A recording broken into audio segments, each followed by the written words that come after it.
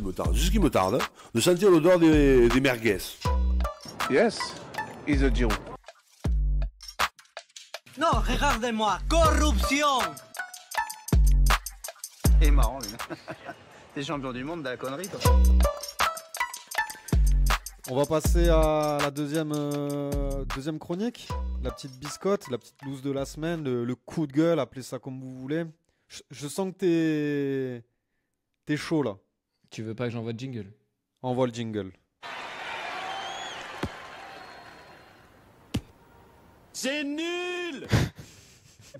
Je m'en remettrai jamais de ce jingle. Ah ouais, incroyable. Donc comme je le disais, la biscotte de la semaine, la loose, le coup de gueule de la semaine, orchestré par mon ami Pierrot.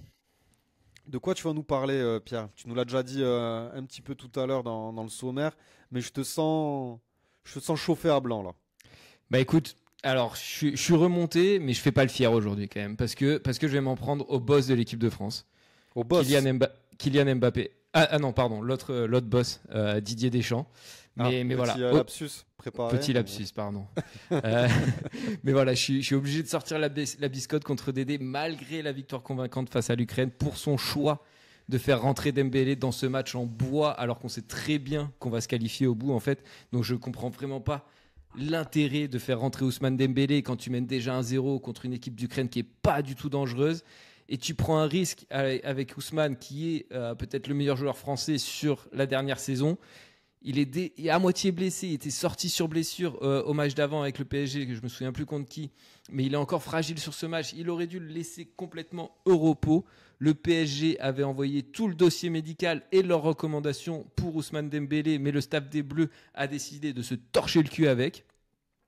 Et donc, carrément. Bah oui, ils lui disent ouais, nous on vous dit quand même le faites pas trop jouer et tout, on vous l'envoie pour faire constater la blessure, mais s'il vous plaît le faites pas jouer.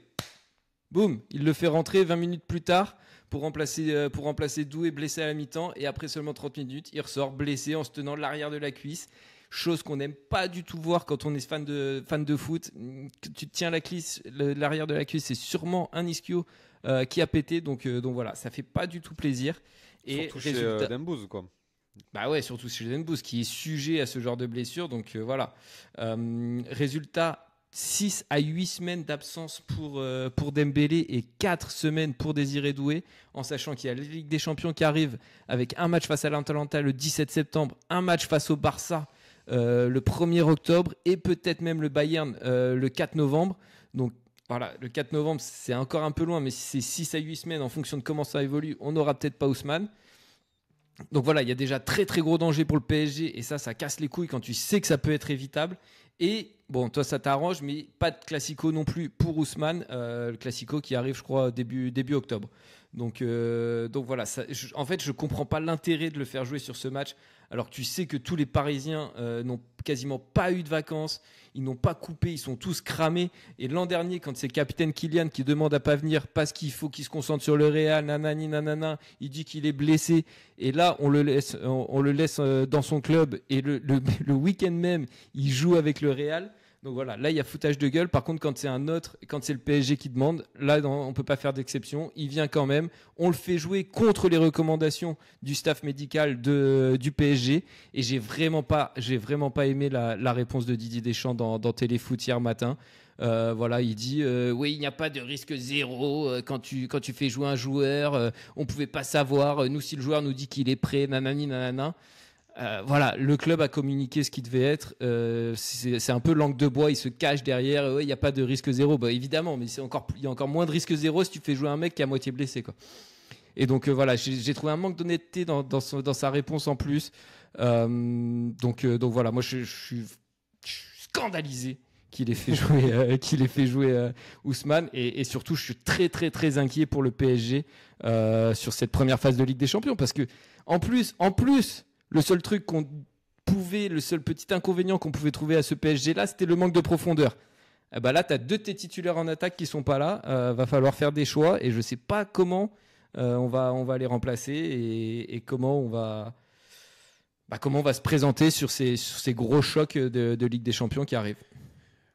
Tu crois pas que quand même, si le staff de l'équipe de France l'ont fait jouer, c'est qu'ils estimaient que pour eux c'était OK.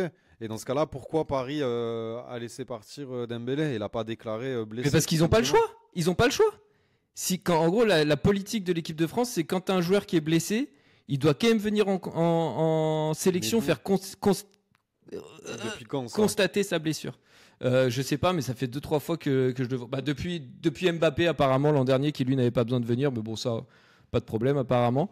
Et donc, ils ont constaté que Dembélé qu'il n'était pas blessé, apparemment. Mais il y a eu d'autres trucs qui sont sortis. Apparemment, ils disaient qu'ils ne l'avaient pas poussé à fond à l'entraînement, qu'il n'était pas à 100% à l'entraînement, qu'ils le font quand même jouer, etc. etc. Ouais, c'est fumeux, cette donc, histoire. Ouais, mais il y a quelqu'un qui doit des explications à quelqu'un, parce que là, vraiment, que ça soit du côté du PSG ou du côté de l'équipe de France, on se renvoie un peu la balle, et résultat, bah, on n'a pas de... Il nous manque 2 titulaires en attaque pour les 2 prochains mois, quoi. Tu parles de qui? De Dembélé? Dembélé et Désiré Doué. Ah oui, non, parce que j'allais te dire, il a peut-être fait jouer Dembélé aussi, parce que on avait déjà des absents à ce poste, comme Cherki par exemple. Donc mais il y avait d'autres options. Prendre le risque. Je sais pas, il y avait d'autres options. Il y avait Akliouche sur le banc. Tu l'aimes, Akliouche, hein? Bah oui, évidemment que je l'aime. Mais bon, ce sera Olysée, le numéro 10 de l'équipe de France, malheureusement. Mais Akliouche, peut-être. Akliouche, en plus, il peut jouer partout sur le front de l'attaque. Il peut jouer partout. Et c'était. Enfin voilà, je suis saoulé là. Je comprends que tu es saoulé. J'aimerais être un peu plus mesuré, mais avec ce que tu nous as sorti comme argument, et même, il n'y a pas besoin, il y avait pas besoin de. Enfin, ça tombe sous le sens. Frérot, en fait, Paris a fait une saison de fou furieux. Ils ont fait en plus la Coupe du Monde des clubs. C'est une nouvelle compétition. Le mec a pris ses vacances. Ils vont au bout. Il prend ses vacances début août. Il joue pas avec Paris ou très peu. C'est parce que voilà, c'est ce qui a des raisons. Franchement, je l'aurais même pas sélectionné en fait. Franchement, il a forcé. Il a forcé là, Didier. Il a voulu faire c'est moi le chef, alors que bon, c'était pas très judicieux. Et comme tu dis. On a d'autres joueurs qui pouvaient faire le taf. Ouais, j'ai plutôt envie de te suivre. J'ai plutôt envie de. Et puis la langue de bois de Deschamps là, elle m'a saoulé aussi. Ça commence à devenir trop là. Oui, le risque zéro n'existe pas. Oui, bon, une fois que tu as dit ça, t'as rien dit en fait. Quoi. Ça sert à rien de dire ça. Et au lieu d'essayer de trouver, d'expliquer, de tout ça. Non, là, il botte en touche. Alors, par contre, c'était sur Téléfoot, là, donc voilà, tout le monde lui brossait dans le sens du poil. Et allez, que vas-y. Oh oui, t'as raison, Didier, t'es le plus fort, t'es le meilleur. Téléfoot aussi, cette émission-là, je pense qu'elle a fait son temps. Tu veux qu'on fasse un débat sur Téléfoot? Non, c'est bon. Bon, alors, tu t'en penses quoi? Petit jaune, rouge direct, suspension? Je te suis, hein. Non, je te suis. Non, c'est pas un petit jaune. C'est moi, je pense carton rouge. Hein. Carton rouge parce qu'on sort avec un blessé et qu'il y avait bien de multiples solutions pour pallier à ce problème.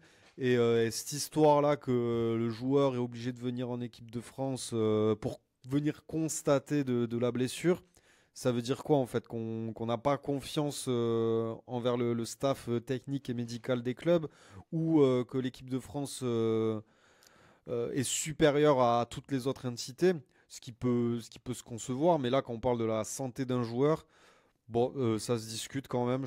Ouais, ça a été forcé, carton rouge mérité. Merci. Ah ben, je t'en prie. Mais tu as été très convaincant. Mais surtout qu'en plus, t'as les. Enfin, il y a 6 matchs, quoi. Tu sais, genre, c'est match aller-retour. On a un groupe en bois avec l'Ukraine. Alors, oui, il faut finir premier pour être directement qualifié, mais bon. Il y a quand même pas trop de risques, quoi. On va finir premier du groupe. C'est bon.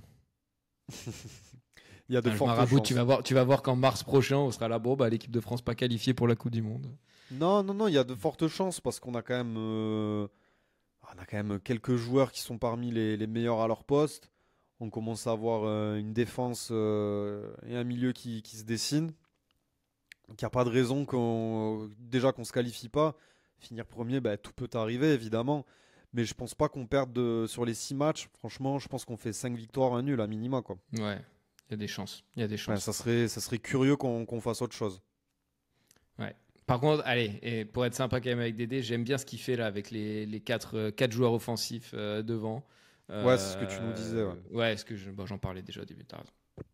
Oui, non, mais tu peux si t'as. Non, mais juste j'aime bien. Je trouve que c'est bien d'installer des mecs comme ça, comme Olysée, avec nos certitudes qu'on a sur les mecs de côté et tout ça. Je trouve que c'est solide avec le milieu à deux, avec Tchouaméni et Koné. J'aime vraiment ce combo-là. Donc, ouais, très intéressant. Et j'espère qu'il va continuer à travailler sur ça jusqu'à la Coupe du Monde et qu'on pourra peut-être avoir un style de jeu un peu différent de ce qu'on a vu ces dernières années. Bah, j'espère aussi, mais en vrai, il fait souvent ça. Il fait tout le temps des tests un petit peu entre les périodes creuses. Alors là, certes, c'est les qualifs, c'est pas la Ligue des Nations ou quoi que ce soit, mais Didier a quand même tendance, une fois qu'on arrive à la compétition, à tout resserrer là. Non, mais c'est vrai. Et à plus laisser d'espace, plus de laisser de créativité aux joueurs. Et on se retrouve tout le temps avec la même mayonnaise qui a été fructueuse en 2018, qui a été même plutôt concluante le reste du temps. Hein. On a fait des finales. Mais voilà, peut-être que là. On sent qu'on a le potentiel pour plus, quoi. C'est ça qui est frustrant. Peut-être que pour son dernier coup, il veut nous faire briller l'équipe de France d'une autre manière. Écoute, croisons les doigts, on verra bien.